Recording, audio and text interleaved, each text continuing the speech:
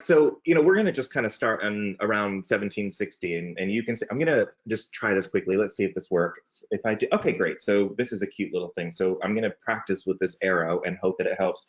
In 1760, you can see that we've got the Saturn-Uranus conjunction in Aries, and we've also got Pluto in Sagittarius. We've got Neptune in Leo. We have a huge preponderance in fire signs. All of the outer planets are in fire signs, with the exception of Jupiter, who is not an outer planet, but he's one of the superior planets, certainly. But what we're seeing is a real emphasis in the fire signs. Particularly, I think this Aries cycle is quite important. We'll come back to this because of the Jupiter-Saturn conjunction when that started in Aries. So we'll talk about that as we move forward. But with the Industrial Revolution, we see a lot of change in the way that production is done. We see new modes of manufacturing, and we're starting to move away from agrarian styles of production to specialization. We're now getting these forms of labor that are highly specialized. You're working on production lines, you're doing just precisely this bit of the work so that you can move it on. And we're talking about speed, we're talking about pace, we're talking about efficiency, we're talking about high output. We're recognizing that there's the ability to really scale and ramp up production in a way that was not possible to us before the Industrial Revolution. New technologies were getting unlocked at this time. And the psychology, I mean, the Saturn-Uranus conjunction, we're talking about old modes of machine development, and we're adding heat and Uranian influence into this. We've got all the outer planets and fire signs at the start of the Industrial Revolution.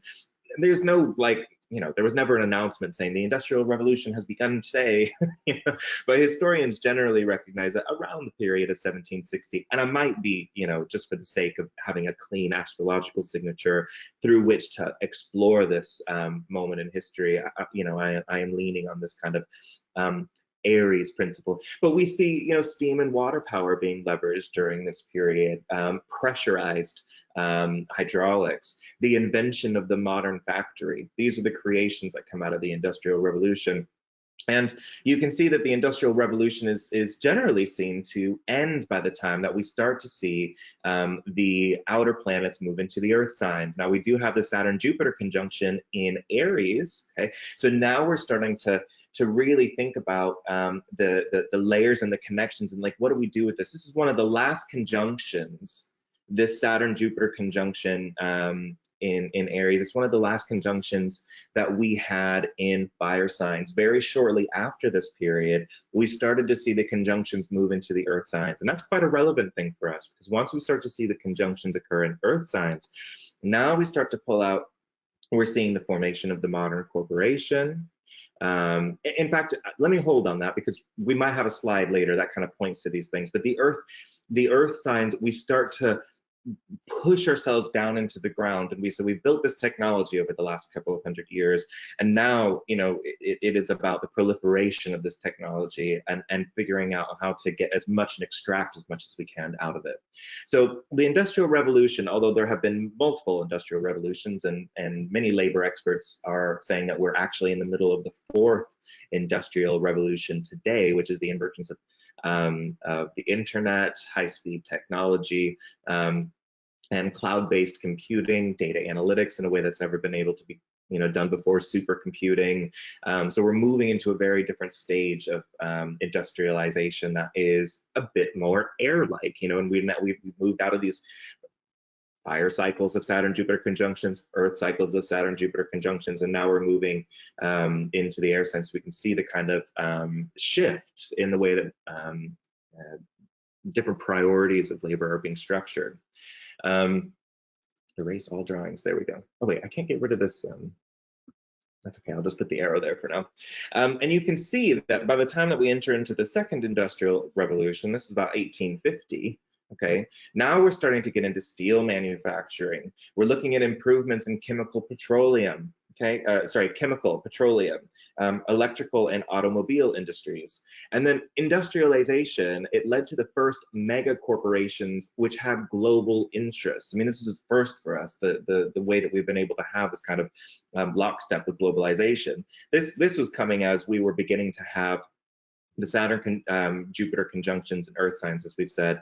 So now we're starting to take a look at the way that land and geography plays into labor, into production, into mega corporations, into proliferation of commercial interests. And what's interesting is that, you know, at this period, at the start of the second industrial revolution, we've got, again, this really strong Aries signature. We've got Saturn in Aries, and we have the Uranus-Pluto conjunction in the final degree of Aries. So it's almost this, we stepped back a little bit, and we're coming now, you know, to kind of reappraise our understanding of the first industrial revolution and how we're going to start to push this forward. Now, at this period in our history, hours were long, like really long. You know, we were working laborers, I mean, even including children. I mean, there weren't really any kind of labor laws that were prohibiting child labor, and we were seeing that laborers often were forced to work 60, 80, 100 hours a week. I mean, this was a time of very difficult conditions indeed, for folks who are in perhaps middle or lower middle class, and the lower class. I mean, we just saw some very tough working conditions. Factory owners were known to sometimes lock their factory doors with the workers inside, you know, forcing them to continue to work. Wages were exceedingly low. You know, people were just not getting paid, you know, fair living wages, and so they needed to work this number of hours to be able to pay for, you know, basic needs and basic essentials.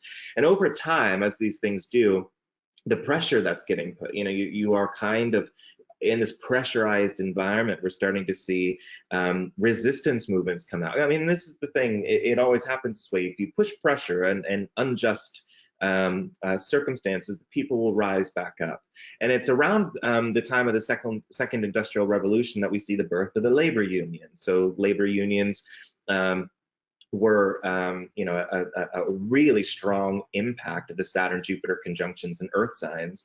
I think the earth signs, when I think about them, I think about, you know, Capricorn, Taurus, Virgo. There is certainly an element of labor here. There's an element of touching the ground, but I also recognize that there's something about not just this tilling of the ground, but this recognition that the organization of laborers and people who actually work with the earth, touch the earth, produce things out of the earth, and the way in which they organize themselves to support each other, it's got a very strong, to me, a very strong Taurian theme at the very least, but perhaps also a Virgo theme going on there as well, because with Virgo, it's a human sign if you think about it.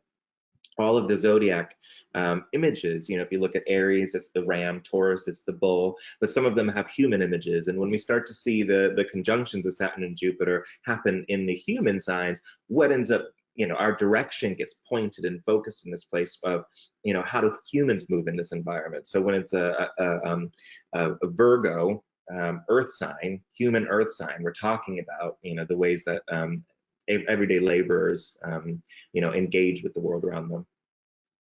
Now, in 1881, and this chart is based in Washington, D.C., you can see, so this is the 20th of March, 1881, 6:05 a.m. It's the Aries Ingress, all right? So you should be able to see here that what we're looking at is the Aries Ingress for 1881. This is the year that the AFL was founded. It was originally called the Federation of Organized Trade Unions.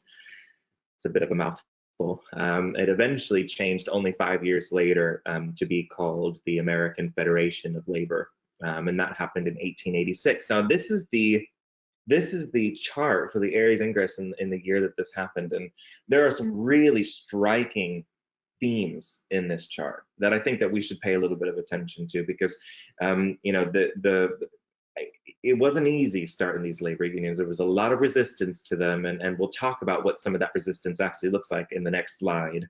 But take a look at the conditions of this planet, or sorry, of this chart. So the first thing that I'd like to point out is that we've got this Moon-Pluto opposition, this almost exact opposition of Moon-Pluto, and this is happening across the 8th and the 2nd houses. So think about the themes of the 8th and the 2nd house. How would this have any kind of relationship to labor?